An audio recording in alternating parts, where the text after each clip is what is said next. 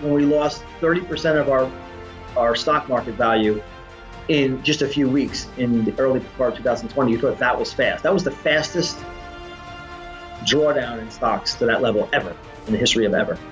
I think it's going to be deeper and faster the next time.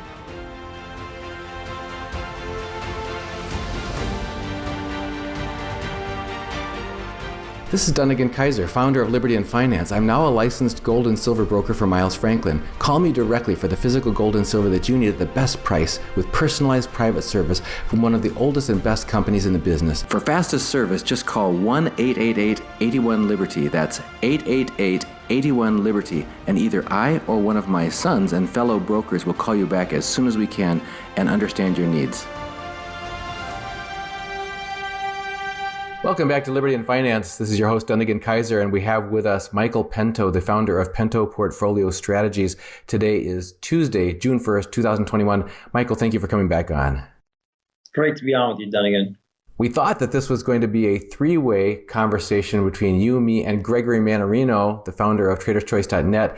Greg was unable to get us on his calendar. He did mention that he had an unmissable thing he had to take care of on his personal business, and he will join with us again at his earliest opportunity. He also mentioned to me when I was talking to him today that he and you are on the same page about the topics that we're planning on discussing today, and he has a world of respect for you. And so he can't wait to get back with us, but we weren't able to pull it together for today. But we have you on here from Pento Portfolio Strategies, active money manager, to answer our viewers' questions. And we've got a lot of them that have been submitted ahead of this. Great. I wish I could be on with the Lion King, but we'll make it happen at a future date. He's a great guy. Yeah, we'll do it soon. And as soon as we can get back on Greg's calendar again. So we wanted to talk to you about a primary topic on our mind, and we have a lot of questions from our viewers, but we also want to get what's on top of your mind. But one of the questions we want to address with you is this burgeoning question of inflation or not. It's been months and months and months since we've had people such as John Williams from shadowstats.com and others talking to us about the evidence of inflation in ways that they track, Alistair McLeod as well, whether it's a Chapwood index or whether it's original definition of inflation as was measured back in 1980, et cetera, versus the official headline CPI numbers that come out from the Fed and others saying that they don't see inflation enough yet. And even recent statements by the Fed in the last couple of months saying, no, we don't have enough inflation yet. We need more. So could you help demystify that for us on whether in fact we are, my wife and I just interviewed the Aiden sisters last week, and they were saying, yeah, it's showing up in all these commodities. I kept on going on and on. So what is your view of the presence of or absence of inflation currently and the trend that's setting? And then what does it mean to people who are concerned about the impacts on their ordinary lives?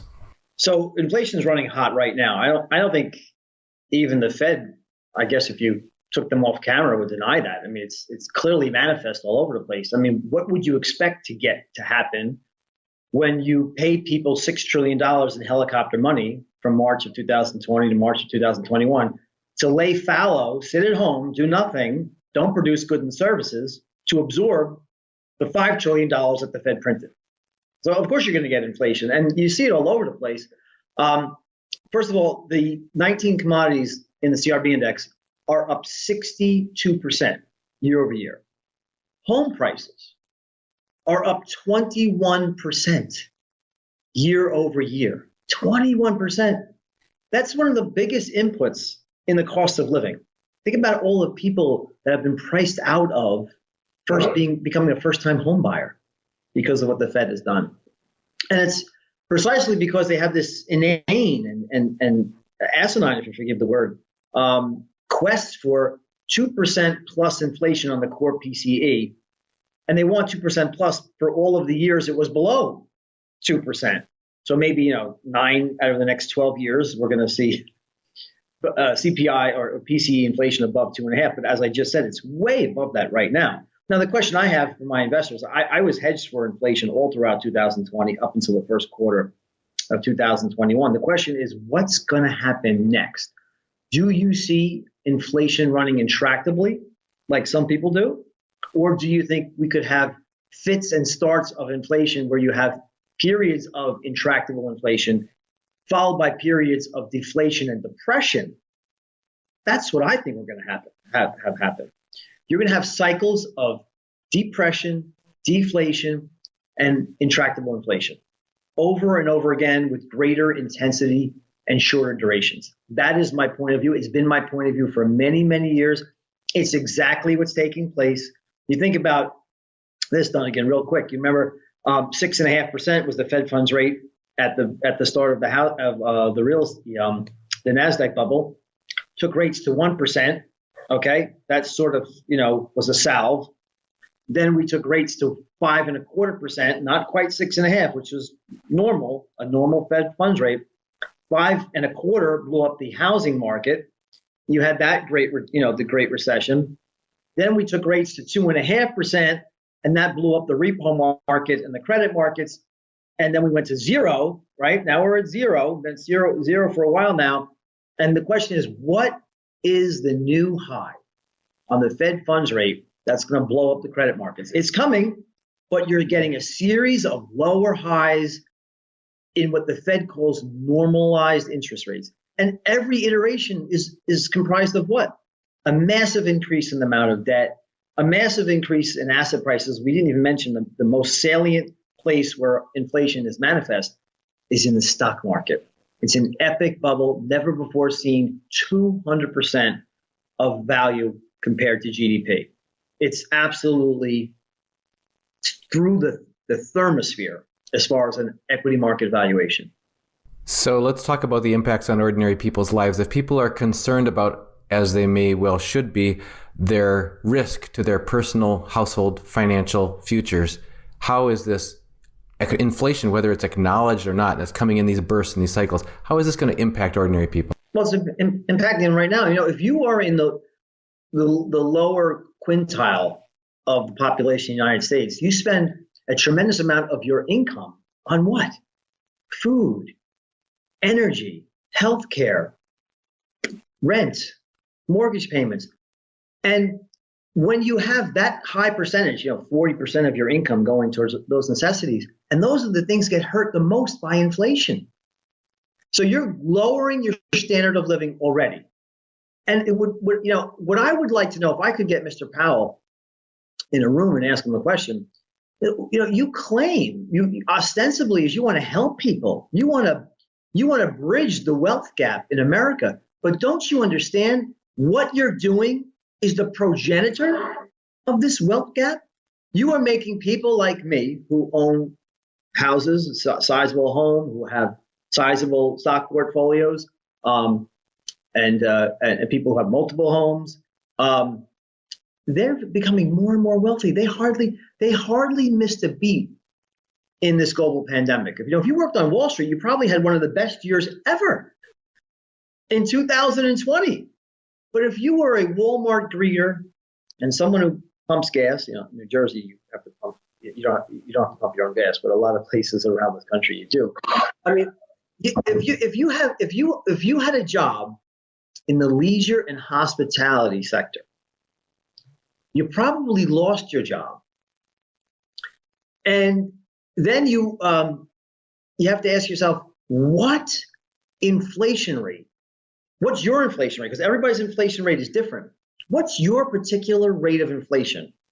What are you suffering from compared to your income? And by the way, the income that you got was supplemented by the Federal Reserve, printed by the Federal Reserve, and handed out by the Treasury. It was in some cases more than what you made when you stayed at home. The question is, in September 4th, that goes away. So enhanced unemployment goes away September 4th. And mortgage foreclosure forbearance goes away in the fall. So we're on the doorstep of some pretty rough times for the lower middle class and the lower classes, that lower quintile of U.S. citizens. Those are the people that Mr. Powell claims to care about the most, but he's hurting the greatest. There's another question here from viewers who have been hearing about another big announcement from officialdom that they don't understand the impact to them of.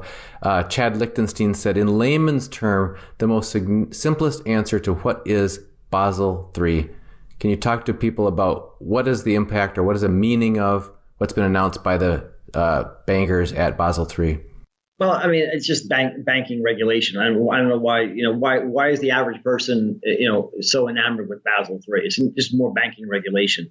And what they should be concerned about is what's going to happen when negative interest rates are imposed on them when the Fed adopts something called a Fed coin, and we go away from the allowance of Bitcoin and Ethereum and all these other cryptocurrencies, and the Fed and the ECB and the PBOC and the Bank of Japan all come out with their own government-sanctioned coin, and that will be their key to pile into gold as fast as you possibly can. Because when banks are able to impose negative interest rates on deposits, and that can only be possible when they initiate something called a Fed coin or a central bank coin, because you cannot take your money out of the banking system.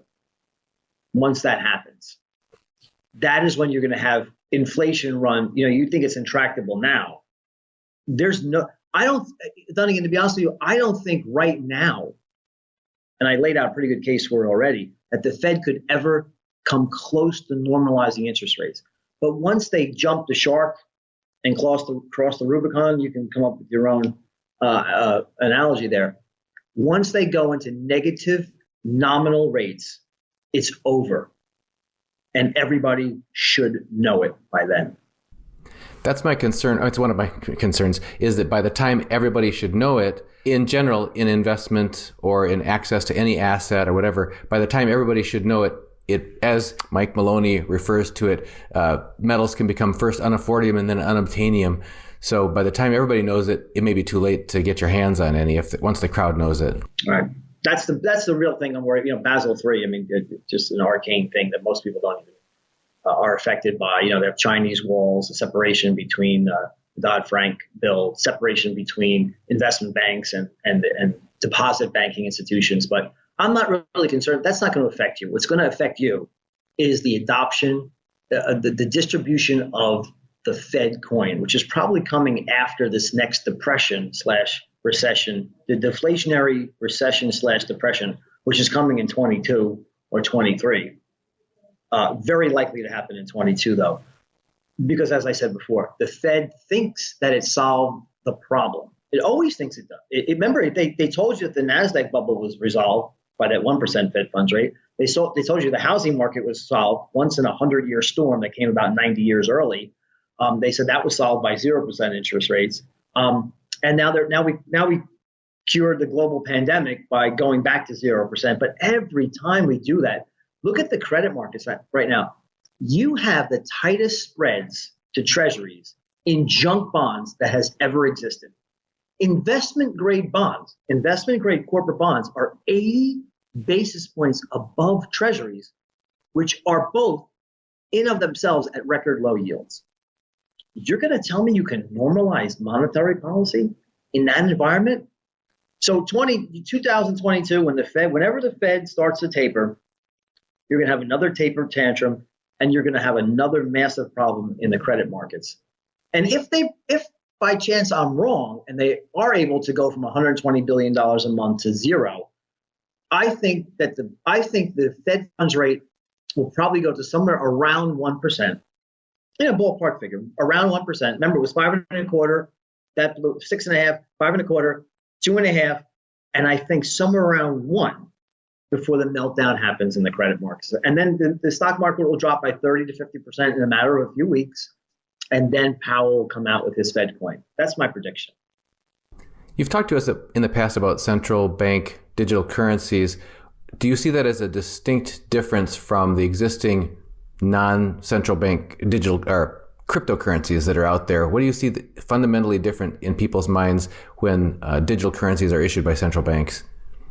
Well, the fundamental difference is just I said the nefarious goal of cryptocurrencies, not the private ones, the public ones, the ones that are going to be mandated upon you after they ban private coins, is to convey upon the public negative nominal rates. That is, I said this in 2017, Dunnigan. I wrote about it. I'm on the record saying this is why they're letting.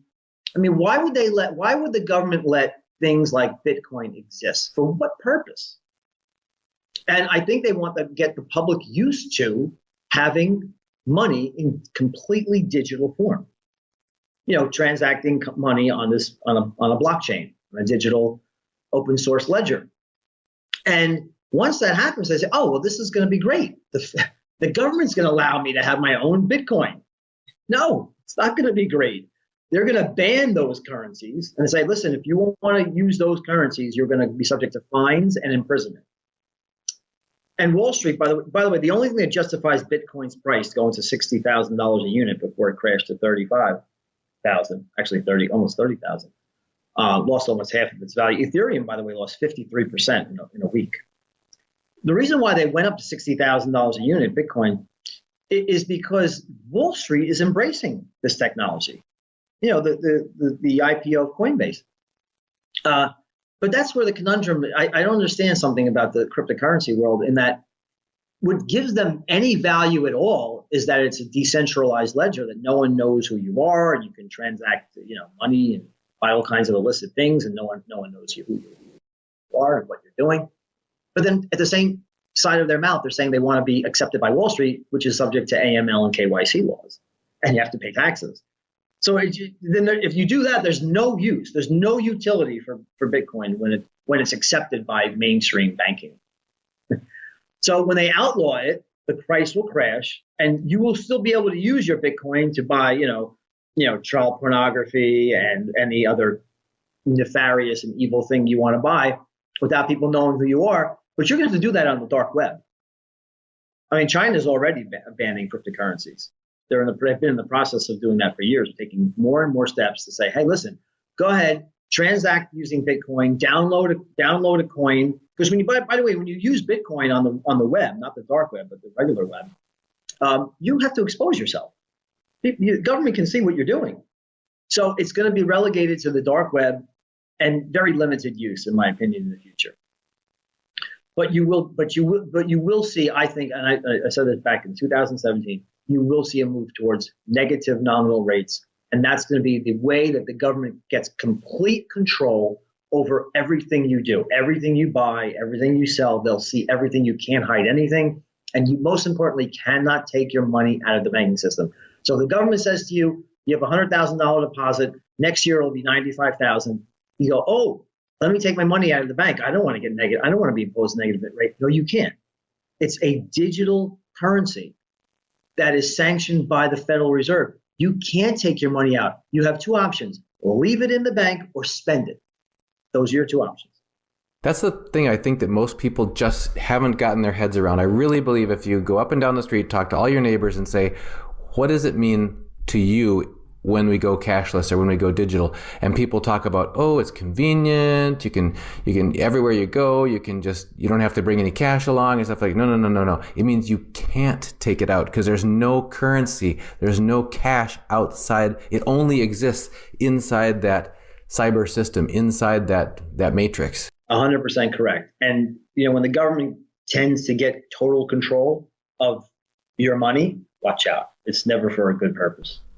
I had a client and I were talking over text this morning, they were asking about, they're concerned about because Andy Schectman has come on from Miles Franklin talking about that any mint that would come out and put a computer chip in their gold coin, that it would be avoided by people that are trying to acquire real assets to store the fruits of their labor, store up their nest egg, because nobody wants that invasion of their privacy. But it's always sold as an enhancement. It's always sold as, see, you can make sure it's authentic. You can make sure it's not counterfeit.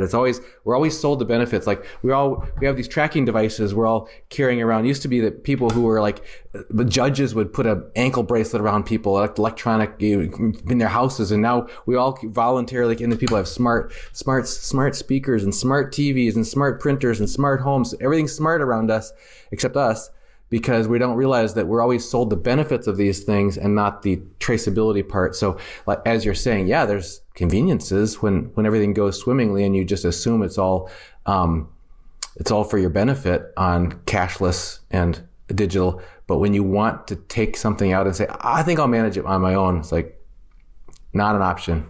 It's all part of control. It's all, it's the usurpation of markets. I mean, markets are going away. Price discovery is going away. I mean, look at Japan. It's not just the United States, by the way. Look at Japan. Yesterday, for one of the first times in history, the entire market for Japanese government bonds didn't trade once. Not one bond was traded.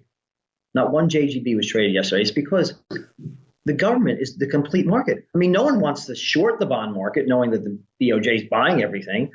No one wants to buy a bond at a negative rate. So it's just like it's a dead market. And that's where we're headed. We're headed for dead money and dead markets.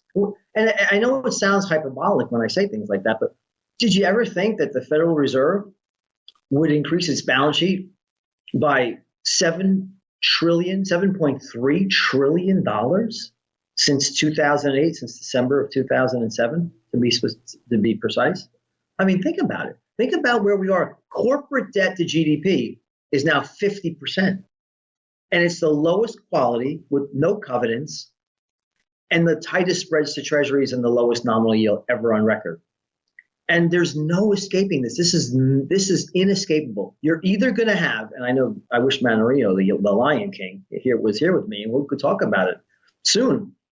I don't know if he would be one of those people who would say we're headed for just intractable inflation right away, or would he say we're headed for a depression? I say we're headed for both. There are going to be times. This is why I'm an active money manager. You have to be someone who asks yourself, where is my money best treated now? Should I be buying commodities? Should I be hedging against inflation? Should I be short bonds? Or should I be loaded up on bonds and short equities? There's a tremendous difference in the amount of potential money that you can make being involved in the right asset classes and the right sectors of investments. Instead of saying, okay, inflation's coming, so let me just hedge against inflation. Well, wonderful. But what did you do in 2008 when we had a deflationary depression? What did you do in March of 2000 when we had a deflationary depression? What did you do in January and February of 2020 when the credit markets blew up and you had this outbreak of deflation? What are you going to do in 2022 when the poop really hits the fan? And it'll be a truncated period, as my belief. You're going to have deflation and depression for a truncated period of time. But are you going to sit back and watch your hard-earned money go down 30 to 50%? And here's one thing I've been thinking about. There's going to be a time. I don't know if it's going to be the next iteration, the next crisis, because the next crisis is coming. It's unavoidable because of the construct of this Fed and economy. But when it happens, there's going to be a time, I don't know if it's the next time, but there will be a time when the bond market, the U.S. Treasury market, the market for bonds and dollars says, no more. I no longer believe you are a solvent nation, which can purport to say that you have inflation under control. There's going to be a time when whatever's left of the private market says, no, I believe that you are an insolvent nation, addicted to massive issuance of trillions upon trillions of dollars that will be monetized by the Federal Reserve. What does that mean for the world's reserve currency? I mean, do we look like Japan or do we look like Hungary in World War II? I don't know. I don't know the answer. My model will tell me where we're at. But those are two real risks. And neither one of which is very good. Having a dead zombie economy or hyperinflating like Zimbabwe. Different asset classes you want to own, but in either case, it's not going to be well for those who are buy and holders of stocks in general. There's the blind dollar cost average into a 50, 60-40 modern portfolio theory of investing. It's not going to work. Yeah, I think I told you the story, and maybe some of our viewers have heard that too. And my wife and I got invited to a free steak dinner to have a retirement planning seminar by a local, and I think very well-meaning and well-intended financial planner who had left. He had voted with his feet and left a major, big name, everybody would recognize the name, financial firm to stake out on his own because he felt like he couldn't tolerate anymore the risks that he was being told to sell to his clients because that was what they were selling that year to their low average income retail clients, not to their big high net worth individuals. But this is the stuff we're supposed to push, these toxic bundled mortgage packages and things like that. And he was warning people about that, but then in the same breath saying some of the same things that you often hear about, look, year over year, decade after decade, the stock market does march along and it recovers from its blips at 7% annualized, decade after decade, year over year. And I was becoming the problem child in the room by raising my hand and saying, well, what about systemic risk? And what about these unprecedented levels of currency creation? What about unprecedented interventions necessary by the Fed? Isn't this signs that there's cracks in the dam and this is going to be different this time? It's not going to be just like all those other minor setbacks. And my wife kind of gave me that look that told me to enjoy my steak and just quit bringing up those problems. Well, maybe in the 50s and 60s, he was correct. But now these wirehouses, you can't even sell. Like, suppose you say, okay, there's a problem coming. You can't short the market. You can't even raise a lot of cash in these wirehouses, because then the compliance department says, what are you doing? You're charging fees on 30% cash. You can't do that. It's against their regulations. But the idea that you're going to make money in the stock market in nominal terms is, I can debunk that idea over time. Listen, how would you like to be a holder of the Japanese Nikkei index in 1989? Okay, how did that work out for you? Well, at that time, those people would look back and say, "Gee, they had a good run up to that point." Okay, but there were people but his contention is that it's always a good time to start investing. Well, what if you were in there in 1989 and 30 years later you still have, in nominal terms? Now the stock market may go up. I mean, I could imagine that if we go into some hyperinflation, that stocks will still be higher in nominal terms, but in real terms, in terms of the real money, especially if measured against gold, they probably won't go anywhere. That's probably the best case scenario. But what if we ends up like China did? If you're buying the Shanghai in 2007, put up a chart of that. See where that's gone in the last 13 years, 14 years. I mean, you're basically back to even. And that's, again, in nominal terms. So we could do better than that. We can do much better than that. I have a model called the inflation deflation, the economic cycle model. All it wants to know is what's the second derivative of growth and inflation. And if I can find that out, I can tell you which style factors, what asset classes you should own that will be best treated for your investment dollars. And that goes a long way in also protecting against deflation and depression, because there will be times I can't guarantee much of anything, but I can virtually guarantee that we will have another credit crisis, and the next one will cause the market to, from these levels, to implode. Like, you thought that when we lost 30% of our stock market value in just a few weeks in the early part of 2020, you thought that was fast. That was the fastest drawdown in stocks to that level ever in the history of ever. I think it's going to be deeper and faster the next time. And if we can avoid that, that goes a long way in preserving your standard of living and keeping your retirement solvent. And then also, if the model is correct, could understand when to buy back in when the Fed is able to reliquefy the money markets. We have a related question from viewer Jack Robert. It says, what asset class is best against inflation? Well, precious metals is beyond a doubt. It's only the case if precious metals do well when you have inflation without growth. So think about stagflation is probably the best environment for gold, because you do have inflation, which gets people worrying about the purchasing power of the money, but you don't have nominal rates rising faster than inflation. So what you want is real interest rates to fall, which means you want nominal rates to maybe go up a little bit because of inflation. But when you subtract inflation from that number, you get falling real interest rates. That's the best environment for gold. There's nothing else better. I mean, stocks, real estate are also, some stocks, real estate also good, but there's nothing that matches precious metals in a stagflationary environment. Gold also works really well in deflation, when nominal rates are falling without a liquidity crisis. That's also one of the best environments for gold. Not many people understand that. So one of the reasons why I actually bought full disclosure, I bought a mining stock about a week ago, actually a few days ago, for the first time since September of 2020. I went back into the gold mining sector. This particular mining stock also has a good exposure to copper, which is used for EV electronic vehicles. So it's a great, and also pays a 3% dividend. So it's a wonderful stock to own. I won't mention it here because for compliance purposes, but I think if you can have an equity that gives you hedge against inflation, gives you a protection against copper prices rising, and also gives you a wonderful dividend, it's time to get back into some of those miners. But the main reason why I did it is because I believe that the rate of change, not that growth has peaked, the rate of change of growth and inflation is in the process of peaking. So instead of growing at 6%, quarter over quarter GDP, we're going to slow down to maybe 2 or 3% sometime next year.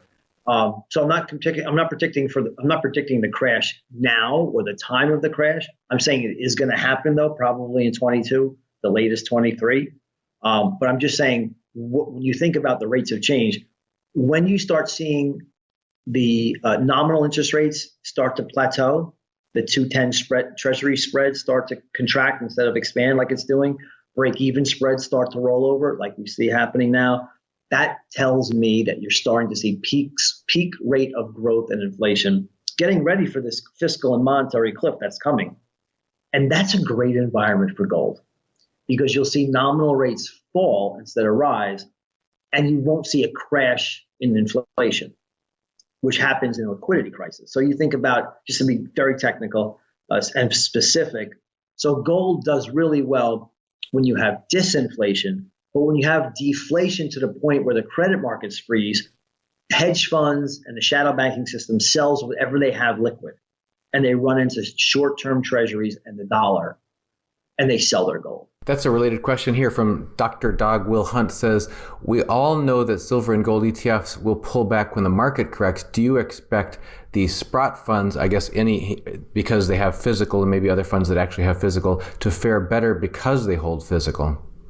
Yes, I do. As I said, gold and gold miners will do well. Gold will do better than the miners, because miners are stocks, during disinflation and recession.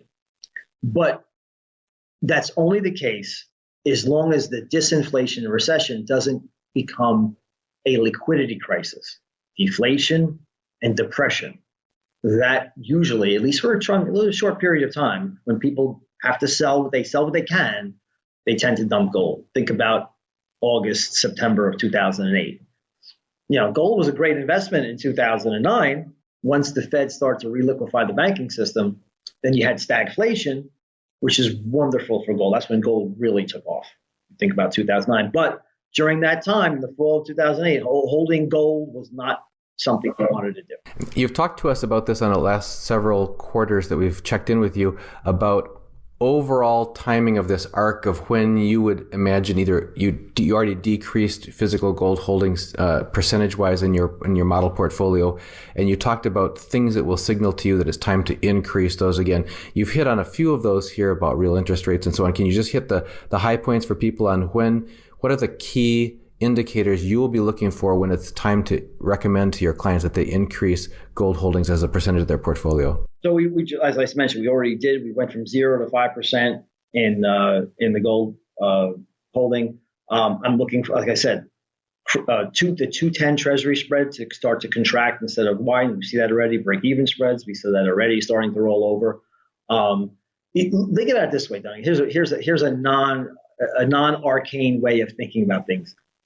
What's happening now, which is one of the reasons why I sold gold and I predicted it was going to happen, and it's happened, is we're having peak optimism of the reopening of the economy. We're in it right now. So we've reached a point of peak growth and peak inflation because we're reopening the economy. Peak optimism in the vaccines, primarily.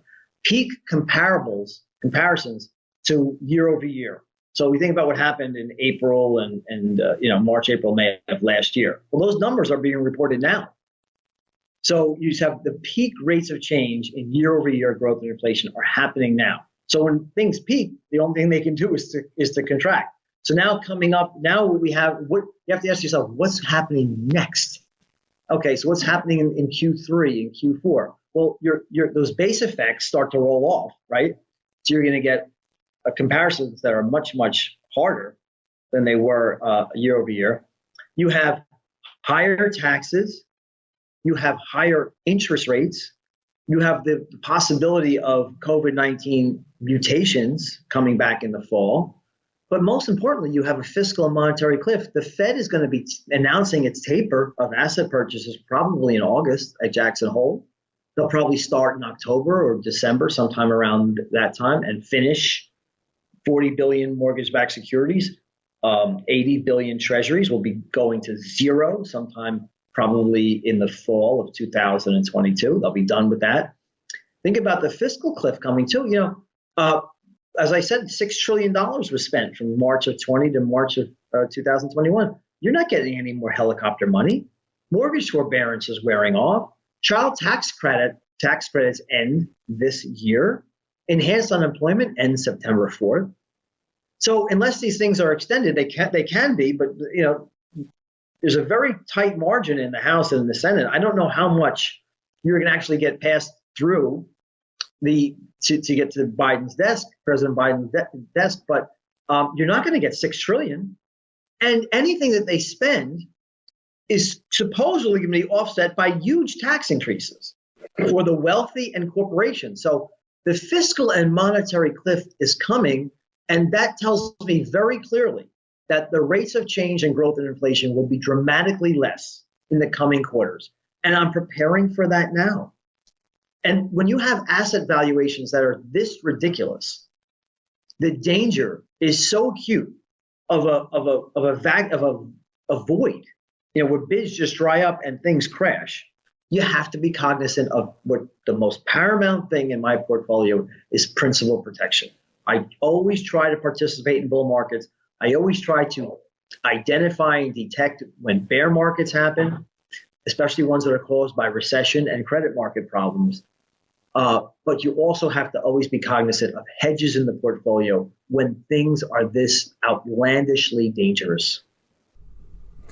In that regards, how can people get a hold of you if they want more to participate in your active management and active hedging against these ups and downs that are coming, this roller coaster that's ahead? So if you have around $100,000 to invest, you can call the office at 732-772-9500. You can also email me directly at mpento@pentoport.com. You can go to my website, pentoport.com, and you can have a look at the contact page, send me your email, someone will get back to you and get you on board the inflation, deflation, economic cycle model, which I think active management is going to really shine. I mean, it shined really well in 2020. Anytime you have cycles of inflation and deflation, which are definitely coming, especially in 2022, you have to be able to go into cash, buy short-term treasuries, short the market, and then also know when to change and go and buying, buy duration goes to going, short duration to long duration.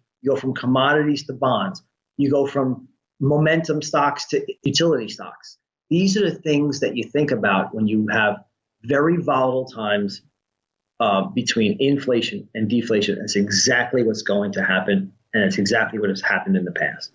Folks, also, if you don't want to miss out on a single interview with Michael, or when we get the panel with Gregory and Michael, that's going to be upcoming, and any of our other guests, make sure you register for our free newsletter at libertyandfinance.com. Just put in your name and address, your email address at libertyandfinance.com, click subscribe, and you'll get a confirmation email in your in. You'll get every single link to all of our interviews with all the descriptions, any links, any details that our guests provide.